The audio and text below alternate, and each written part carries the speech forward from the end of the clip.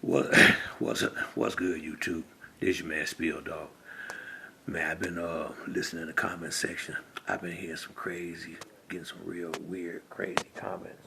The biggest thing I want to make this video for us, you know, I would like to ask y'all, who has Terrence Crawford fought since he been in welterweight and champion that you think would have any chance to raise against Errol Spence?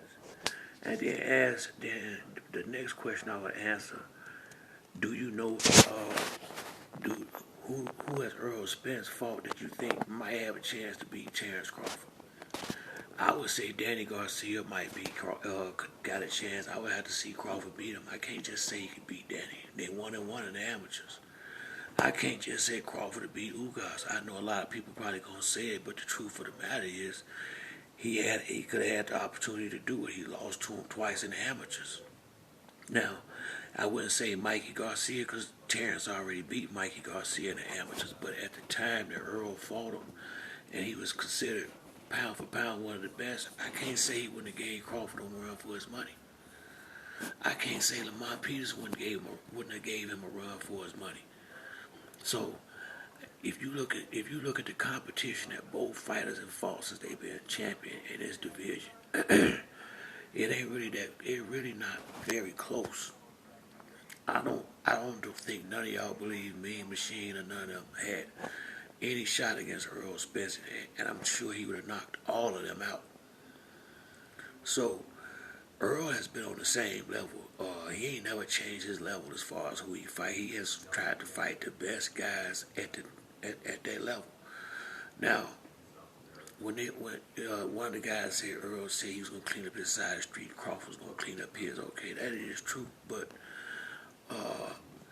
Earl had already said way before Crawford was in the welterweight division. This is when Danny Garcia, Sean Porter, Robert Guerrero, and there was one more I can't. But I know those was the top guys in Kell Brook at the time in that division. All of them was the top guys.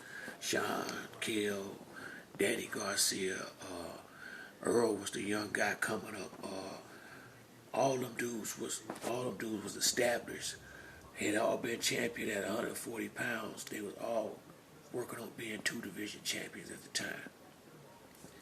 None of them would give Earl a fight. I think Danny Garcia might have been a champ. I'm not sure, but at that time, with none of them fight. Oh, Keith Thurman was the champ, and they was completely disregarding Earl Spence at the time.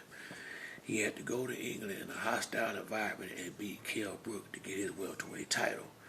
He didn't get no cakewalk like Crawford did into the welterweight title. Jeff Horn fight. Crawford didn't have to go out there and really earn that belt. That's my biggest issue with it. Crawford did not earn his welterweight title, and since he got it, he have not defended it like a true champion. He defended the title like somebody who was trying to hold on to the belt, not a champion. Earl has been taking the tougher fights. Maybe because they had the tougher fights at the PBC don't make, I ain't got nothing to do with all that. All I know is Bud was given a gift from the belt. He should have been fighting Manny Pacquiao because that's who should have had the belt. Jeff Horn did not win that fight. Okay, so that don't matter. The ref gave it to him. But who gonna tell me that Jeff Horn wasn't a layup?